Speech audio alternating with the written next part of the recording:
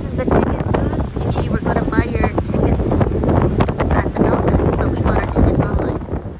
The boat we're going on is called Macassa Bay. The tour we booked was the Detroit River Cruise, and it is 2 hours from 2 to 4. We are on the boat and we are going to the second level.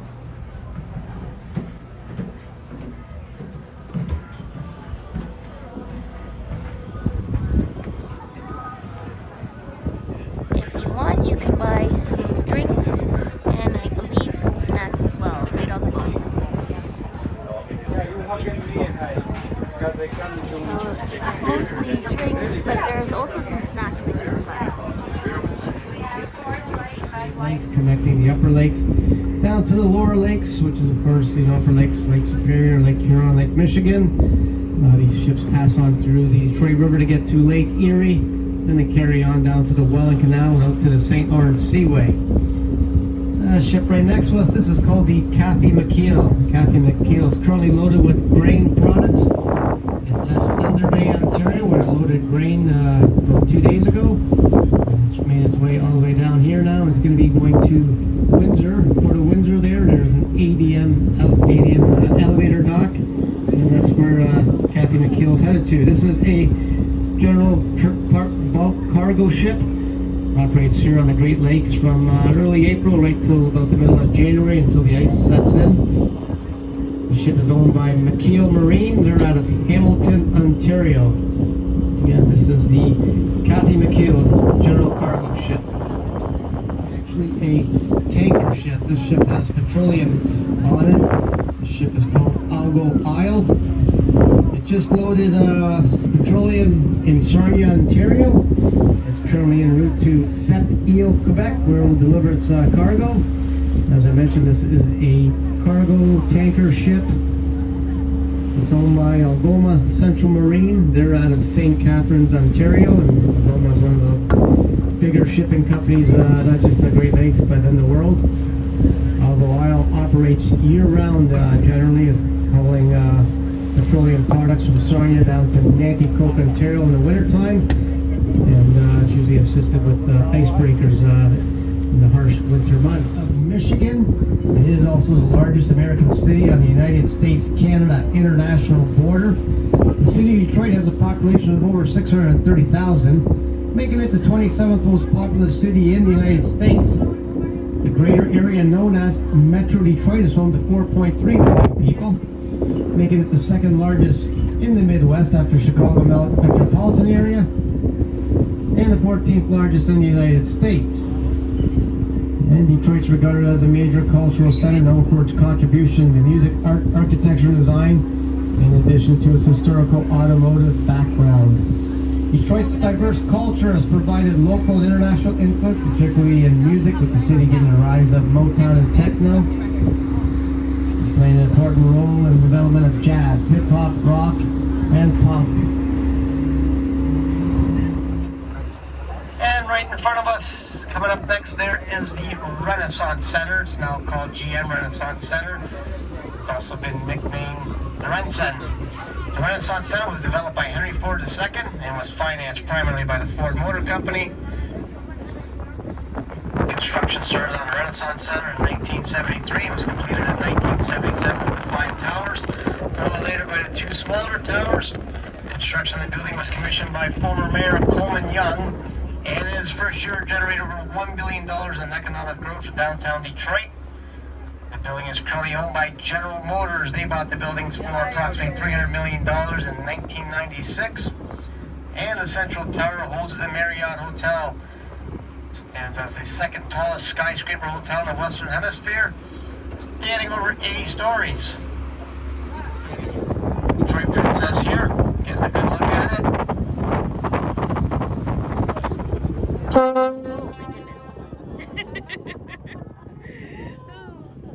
And coming up next, this is Huntington Place, or better known as Cobo Arena, a global convention center to anybody local to the area.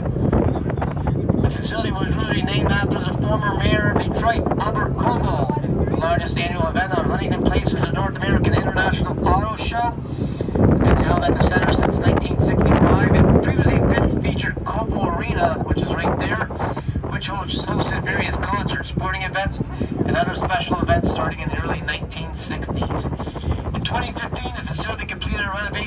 multi-purpose Cold Marina space, adding additional meeting halls. The glass atrium right next to us. It has a view of the Detroit riverfront and the 40,000 square foot Grand River Ballroom. And right in front of Living in Place, you can see the large cement columns and structure. This is the Detroit People Mover. It opened in 1987 as a way to shuttle people around the downtown core of Detroit. It runs on one of the only monorail systems in the United States. The People Mover goes 2.9 miles, has 13 stations around the city core. And if you're ever downtown, it's just a great way just to go and see the city. I believe it's only $1 or $2 to ride. And generally we'll see one of the trains going by on our cruises, so maybe we'll see one today. And right in front of us is, of course, the Ambassador Bridge. Joining Windsor, Detroit, it opened in 1929. 1920s, a group of U.S. business and bankroll. Then they built the bridge in just 2 years. The contract had been given to general contractor and built to commercial. And allowed for a projected completion date of August 1930. 2 weeks later, the Great Depression hit, forcing the flooding bridge company into bankruptcy. Over the years, Canada and the United States missed numerous opportunities to acquire ownership of the bridge. And in the late 70s, ownership got gained by Matty Turner, who was the owner of Old Triton Trucking Firm. This is one of the busiest international border crossing between U.S. and Canada. Total length of the bridge is almost 7,500 feet. It has 4 lanes of traffic. Greatest below the bridge is 152 feet. Traffic on the bridge can include up to 5,000 trucks and a couple thousand cars every day. And this accounts for a quarter of the trade between Canada and the States.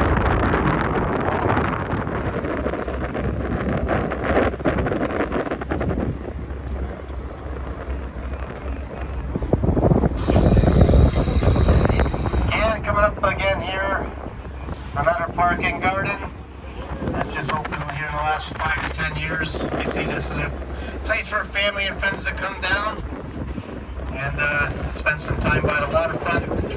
Great place for picnic areas and family reunions. Right in front of the building there, this is the Curtis Randolph. This is a firefighting boat here on the Detroit River. Handles any type of fires or rescues that are required. And behind the fire boat, of course, is the firehouse. And behind that boat is the J.W. Westcott. The J.W. Westcott is a mail boat. You can see the emblem right on the side, the U.S. Postal Mail emblem. It delivers mails to any Great Lake freighters or any freighters that require packages or postage. They'll come right out there to the ship, both alongside, and they'll drop a pail down. Get the phrase, mail in a pail. And the third boat, the MS Westcott, that is a pilot boat. Clearly says pilot on the side of it. And it brings a pilot out to any foreign-going ship that requires a pilot on board. Any foreign-going ship that comes from across the ocean requires a Canadian or American captain on board at all times. And again, another beautiful park and garden. This one's a little bit more bigger than the last few ones. This one has a water park in the back, and of course great areas for barbecuing and family reunions, as you can clearly smell the barbecue right now. As we mentioned, Detroit has developed their waterfront area for families to come down and enjoy spending time along here. Canadian Great Lakes ship called Manitoulin. Manitoulin is currently taking on fuel here at Kirsty's Fuel Dock here in Detroit. Manitoulin is owned and operated by Algoma Central Marine again. They're at St. Catharines, Ontario. The ship just left Windsor after a load of stones. As you can look on the Windsor side, and you can see there's a lot of stone docks. Manitoulin is a frequent visitor here, delivering stone to Windsor. That stone usually comes from actually Manitoulin Island, as there's a massive quarry pit there. Manitoulin operates from the end of March right till the middle of January, hauling any type of cargo here in the Great Lakes. Usually iron ore, aggregates, salt, any type of bulk cargo. And actually I made a mistake there. Manitoulin is owned by McKeel Marine out of Hamilton, Ontario. It's changed ownerships there over the winter time.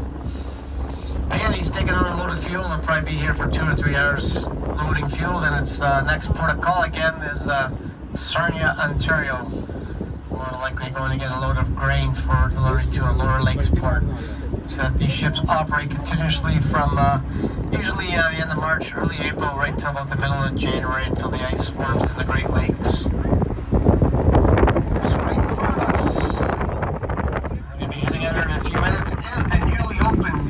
Bridge. It opened back on Monday, July 27. The Gordie Howe Bridge was constructed at a cost of 6.4 billion Canadian dollars. The new bridge provides a new crossing option within the Windsor Detroit Gateway. As we stated earlier, this is one of the busiest commercial landmark crossings between the two countries. The Gordie Howe National Bridge will be jointly owned by the government of Canada and the state of Michigan.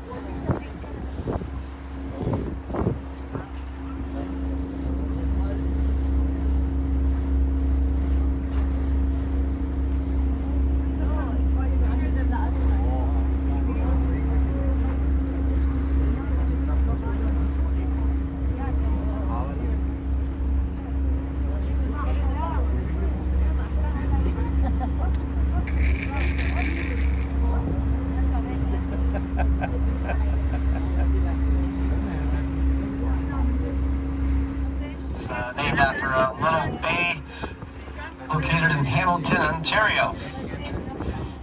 Anacostia Bay is 95 feet in length and has a carrying capacity of 195 passengers. This is an all-steel ship with a gross tonnage of 209 tons. The ship was built in Hamilton, Ontario by the Hamilton Boiler and Machinery Works Company in 1986. The ship has two main engines that are Detroit diesel 871s. They produce 200 horsepower each.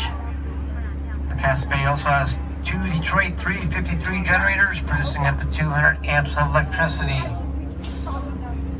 And some information about the river you're sailing on today. Of course, this is the Detroit River, one of the busiest waterways in the world, flowing for 28 miles from Lake St. Clair to our east and all the way south to Lake Erie. This is both a river and a strait, which is a narrow passageway connecting two large bodies of water. That is why the river was originally called the River of the Strait by the early French settlers. The Detroit River is only half a mile and 2.5 miles wide. It is 53 feet at its deepest and drops to only 3 feet before entering the mouth of Lake Erie. The river was first navigated by the non-natives in the 17th century. The famed sailing ship Le Griffin reached the mouth of the Detroit River in mid-August 1679 on its maiden voyage through the Great Lakes. And French explorer Antoine de la Motte Cadillac sailed the Detroit River in July of 1701, and he settled in Fort Pontchartrain, which is now known as Detroit. Brand new HMCS Hunter. It's named after a ship from the War of 1812. The new HMCS Hunter Naval Reserve Training Facility was commissioned in May of 2015. The unit moved into the multi-million-dollar state-of-the-art facility to house the current members and equipment. The unit near Russell Street in Windsor, Sandwichtown. The current building is located not far north of Amherstburg Navy Yard Park, historic site of Canada, where the unit's namesake, the HMS General Hunter, was constructed in 1806. Dubbed a stone frigate. HMCS Hunter is a land-based naval training establishment crewed by part-time sailors. It also serves as a local recruitment center for Canadian Forces Naval Reserve. It is one of 24 Naval Reserve divisions located in major cities across Canada. The building features a unique naval design with large round ship-style porthole windows and a wall that tapers to form a ship's bow.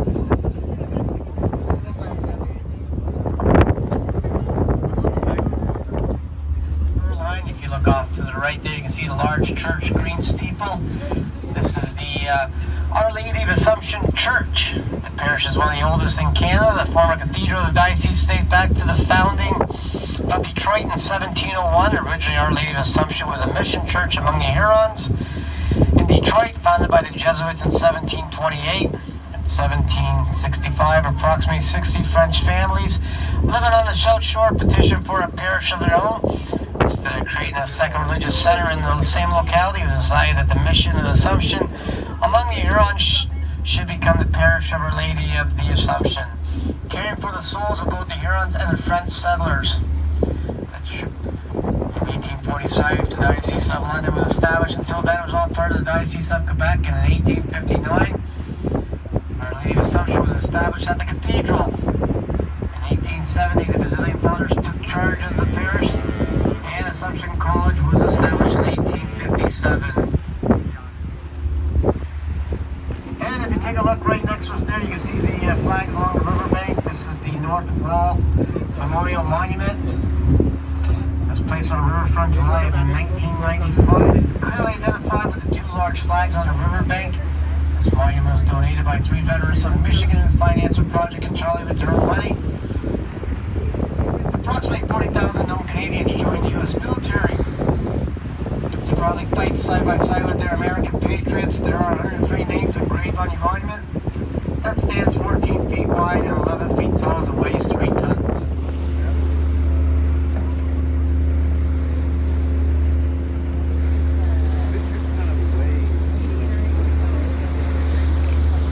Looks like we are preparing to dock.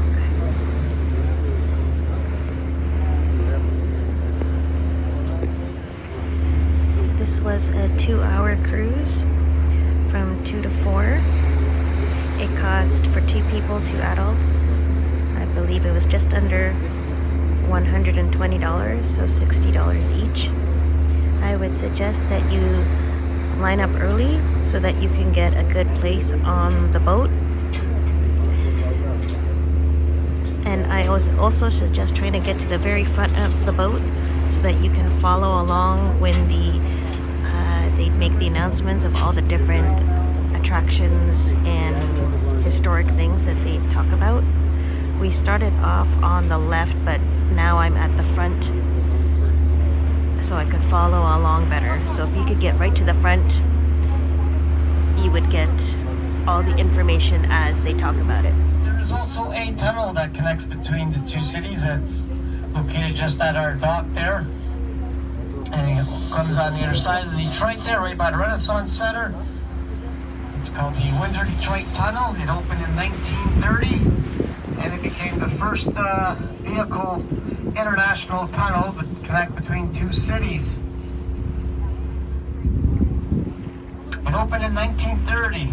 Construction began on the tunnel in 1928, and instead of digging one giant hole in the river, engineers built massive steel and concrete tube sections on land. These huge sections were floated out into the middle of the river, carefully lowered into a trench on the riverbed, connected underwater, then sealed, pumped dry, and finished from the inside. Both the Detroit and Windsor crews worked towards each other until everything met perfectly in the middle. It was an engineering miracle for its time. And what are you driving through exactly? Inside the tunnel, you're traveling through a steel-lined concrete tube surrounded by earth, clay, and water pressure from the Detroit River above. The roadway is built inside a protected shell designed to hold back millions of gallons of water. And how deep are you really?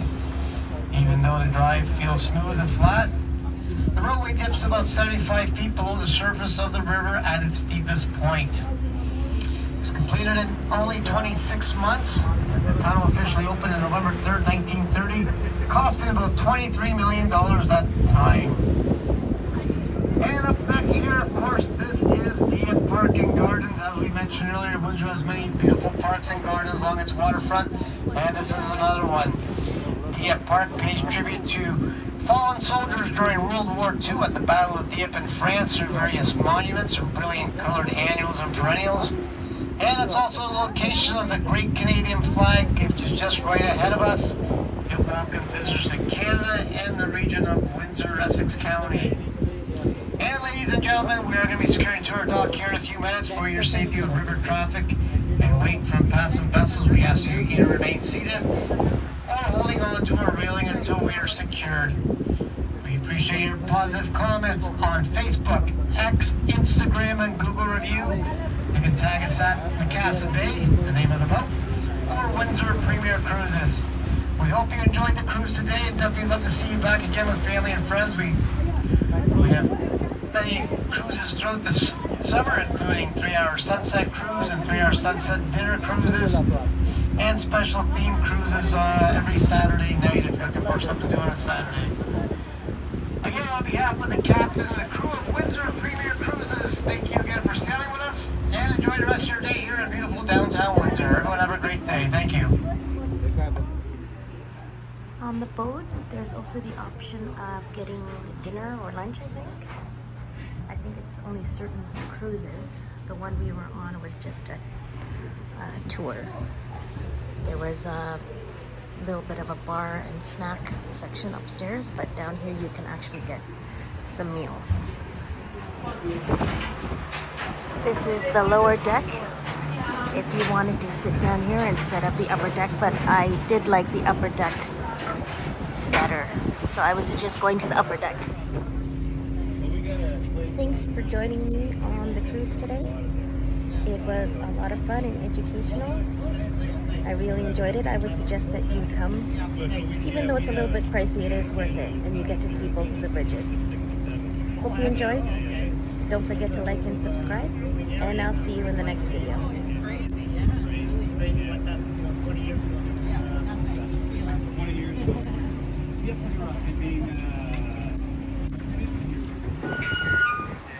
Thank you very much.